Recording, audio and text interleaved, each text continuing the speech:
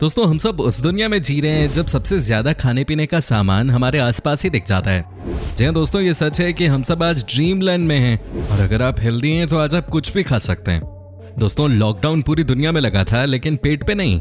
क्या आपको पता है कि जब हमारे पास कोई काम नहीं होता है उस समय हम सबसे ज्यादा ध्यान खाने पर ही लगाते हैं। जी हाँ दोस्तों, ये सच्चाई है। लेकिन आपको लग रहा होगा कि आज हम खाने पीने की ही बात क्यों कर रहे हैं, तो आपको बता दें कि देश में मॉनसून आ गया है और ऐसे में खाने पीने की बात तो होगी। आपको बता दूं कि कई बार खाने की चीजें किसी और वजह से बनाई गई थी लेकिन बाद में वो खाने के काम आने लगा। जो आज सबसे मशहूर सॉफ्ट ड्रिंक है वो किसी और काम के लिए बना था लेकिन इंसानों को इसका टेस्ट पसंद आ गया तो वो इसे पीने लगे। ऐसी ही बहुत सारी कहानियां हैं, पिज्जा से लेकर रसगुल्ले तक।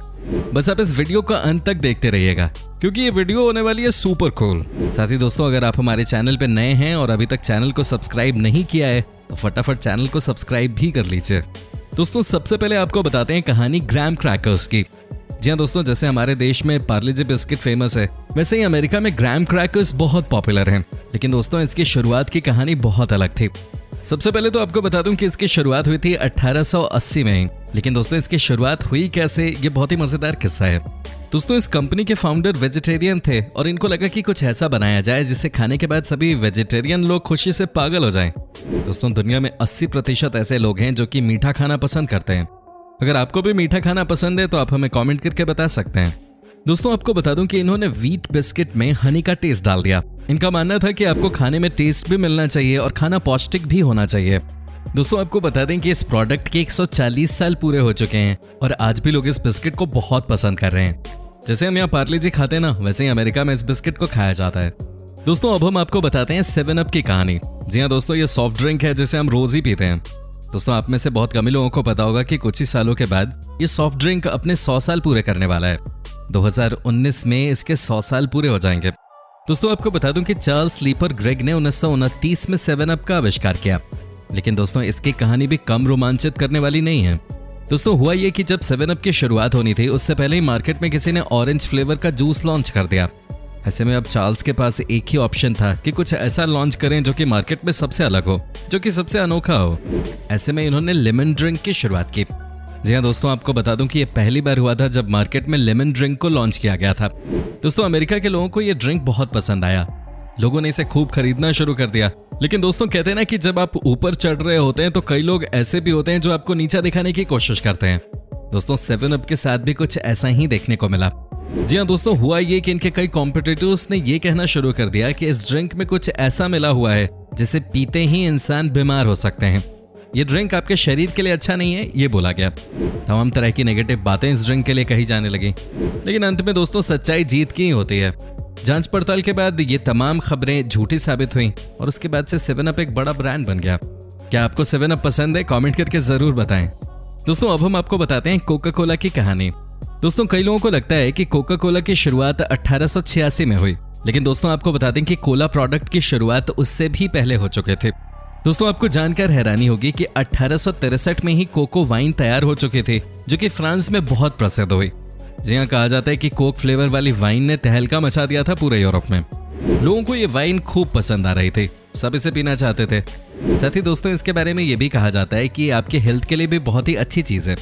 ऐसे में अमेरिका के एक बिजनेसमैन के दिमाग में ये आइडिया आया कि क्यों ना कोक को सॉफ्ट ड्रिंक के तौर पे लॉन्च किया जाए। और वैसे में 1886 में कोक की शुरुआत हुई। शुरुआती दिनों में इसे काफी स्ट्रगल करना पड़ा लेकिन धीरे धीरे ये रफ्तार पकड़ने लगा और उसके बाद इसकी सफलता की कहानी तो हम सब जानते ही हैं। दोस्तों किसी भी बिजनेस को ब्रांड बनने के लिए एक ही मौका चाहिए होता है। कोक को भी मौका मिला और उसके बाद तो ये बड़ा ब्रांड बन गया और उसके बाद तो इसने कभी पीछे मुड़ के देखा ही नहीं। साथ ही दोस्तों आपको बता दूं कि कोक की मार्केटिंग टीम उस जमाने में भी कहा जाता है कि बहुत टॉप क्लास थी। जो ये एड्स बनाते थे, जो ये एक से बढ़कर एक प्रमोशनल वीडियोस बनाते थे, इन सब की वजह से कोक को आसमान छूने का मौका मिल गया। दोस्तों वैसे आज भी कई लोगों का यही कहना है कि ठंडा मतलब कोका कोला। वैसे दोस्तों आपको क्या लगता है, आपके लिए ठंडा मतलब कोका कोला या कुछ और है? जरूर बताइएगा। दोस्तों अब जो हम आपको दिखाने जा रहे हैं उसे तो आपने यकीनन ही कई बार खाया होगा। जी हाँ दोस्तों, सुबह सुबह भी और शाम में भी। दोस्तों ये है केलॉग्स कॉर्नफ्लेक्स। दोस्तों आपको बता दें कि ये एक ऐसी चीज है जिसे आधा इंडिया सुबह सुबह जरूर खाता होगा। भाई हेल्दी का हेल्दी, साथ में दोस्तों आप इसे बना सकते हैं बिल्कुल झटपट। दोस्तों आज के दिन ये अमेरिकन कंपनी इतनी बड़ी हो गई है कि आप इसका अंदाजा भी नहीं लगा सकते।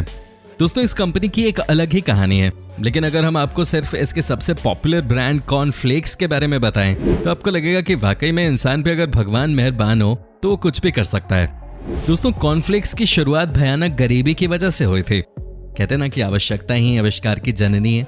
जो कंपनी के फाउंडर्स थे केलॉग्स ब्रदर्स, वो एक समय इतने गरीब थे कि जैसे तैसे उनका काम चलता था, लेकिन दोस्तों उनका दिमाग बहुत तेज था।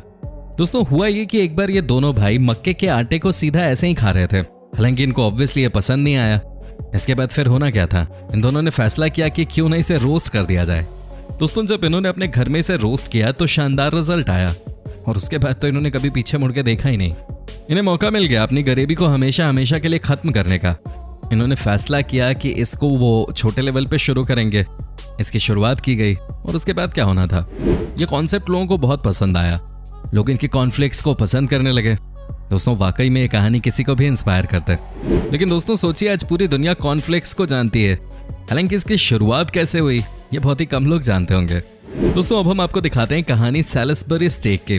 जी हाँ दोस्तों, इसकी भी कहानी सुनकर आपको लगेगा कि वाकई में इसकी शुरुआत कहाँ हुई थी और आज ये कहाँ पहुँच गया है। दोस्तों दरअसल ये एक तरह का खाना है, आज ये अमेरिका का नेशनल डिश जैसा बन गया है, जिसे देखो सब इसके फैंस हैं। लेकिन आज हम आपको बताते हैं कि इसकी शुरुआत कैसे हुई। दोस्तों इसके जो फाउंडर थे वो अमेरिकन थे, साथ ही दोस्तों ये आर्मी में काम करते थे। 15 साल तक इन्होंने आर्मी में ही काम किया। वहाँ ये आर्मी के लोगों के लिए खाने पर रिसर्च किया करते थे। इनका काम था कि कुछ ऐसी डिश के बारे में जानकारी शेयर करें जिससे आर्मी के जवान खाने के बाद फिट रह सकें। दोस्तों आपको बता दें उसके बाद तो मानो इन्हें आइडिया ही मिल गया हो कि कैसे रिटायरमेंट के बाद अपना काम शुरू करना है। इसे जो भी कहिए दोस्तों, अमेरिकन लोग शुरू से ही बहुत क्रिएटिव रहे हैं। आपको बता दें कि इन्होंने सैलिसबरी स्टेक की शुरुआत की और पहले अटेम्प्ट में ही लोगों को ये डिश बहुत पसंद आई। बस दोस्तों उसके बाद तो इस कंपनी की गाड़ी चली पड़ी। किसी ने सही कहा है कि अगर मन में हो तमन्ना तो इंसान कुछ भी हासिल कर सकता है। जी हाँ दोस्तों, जो उम्मीद सैलिसबरी स्टेक के ओनर ने की थी उनका भी सपना पूरा हो गया। दोस्तों आपको बता दें कि च्यूइंग गम एक ऐसी चीज है जो कि हर इंसान खाता है। कॉलेज में हम सब स्टाइल भी मारा करते थे इसे चबाते चबाते। लेकिन दोस्तों क्या आपको पता है कि च्यूइंग गम की शुरुआत कहाँ से हुई? इसकी कहानी भी बहुत इंस्पिरेशनल है। कहा जाता है कि जब अमेरिका में भयानक इकोनॉमिक क्राइसिस आई थी उस समय ही इस च्यूइंग गम ने अपनी जगह मार्केट में बना ली। जी हाँ दोस्तों, आपको बता दूं कि जब पहली बार इसे मार्केट में लॉन्च किया गया था, कहा जा रहा था कि इस समय किसी भी प्रोडक्ट को लॉन्च करने का अच्छा समय नहीं है। इस समय कुछ भी नया काम नहीं चलेगा क्योंकि नुकसान मार्केट में बड़ा हुआ है। लेकिन दोस्तों जब च्यूइंग गम को लॉन्च किया गया तो उसका रिस्पॉन्स बहुत पॉजिटिव रहा। दोस्तों लोगों को ये प्रोडक्ट बहुत पसंद आई।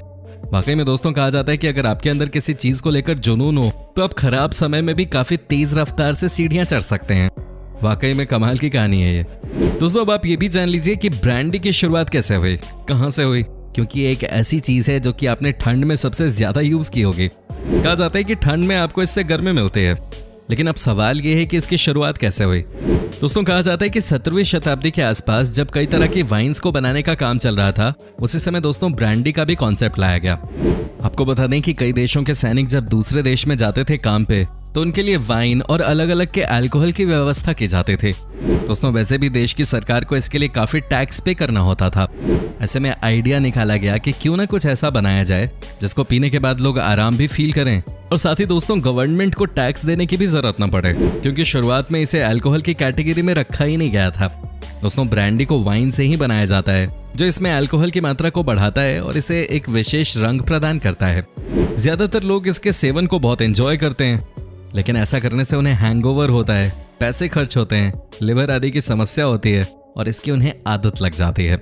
आपको बता दें कि ब्रांडी पीने के ठीक वैसे ही फायदे होते हैं जैसे कि वाइन पीने से होते हैं, लेकिन ज्यादातर लोग इसके फायदों के बारे में नहीं जानते हैं।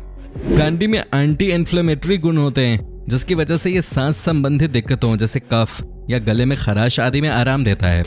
इसमें अल्कोहल की मात्रा ज्यादा होने से ये कफ और म्यूकस को दूर करता है, इसलिए इसे एक अच्छा एक्सपेक्टोरेंट कहा जाता है। वहीं दोस्तों सैकड़ों सालों से ब्रांडी सर्दी जुकाम और फ्लू आदि को ठीक करने के काम आती आई है। इसमें मौजूद एंटीबैक्टीरियल गुण के कारण ये शरीर को गर्मी देता है और आपको अच्छी नींद भी देता है, जिससे आपकी इम्यूनिटी बढ़ती है। ज्यादा मात्रा में अल्कोहल को पीने से आपको नींद आने लगती है, हालांकि ब्रांडी आपको रिलैक्स करता है और आपको एक स्वस्थ नींद देता है। ब्रांडी में मौजूद अल्कोहल की मात्रा दिमाग को शांत करने का काम करती है, इसलिए हमेशा ये सलाह दी जाती है कि डिनर के बाद ब्रांडी का सेवन करें। दोस्तों उम्मीद करता हूँ कि आपको हमारा ये एपिसोड पसंद आया होगा। साथ ही दोस्तों अगर आपको हमारी इस वीडियो पे कोई राय देनी है तो आप कमेंट के जरिए हमें अपनी बात बता सकते हैं। हमें आपके कमेंट्स का इंतजार रहता है। दोस्तों अगर आप हमारे चैनल पर नए हैं तो प्लीज़ चैनल को सब्सक्राइब ज़रूर कर दीजिएगा, क्योंकि हम आपके लिए रोज़ इस तरह के वीडियोस बनाते रहते हैं।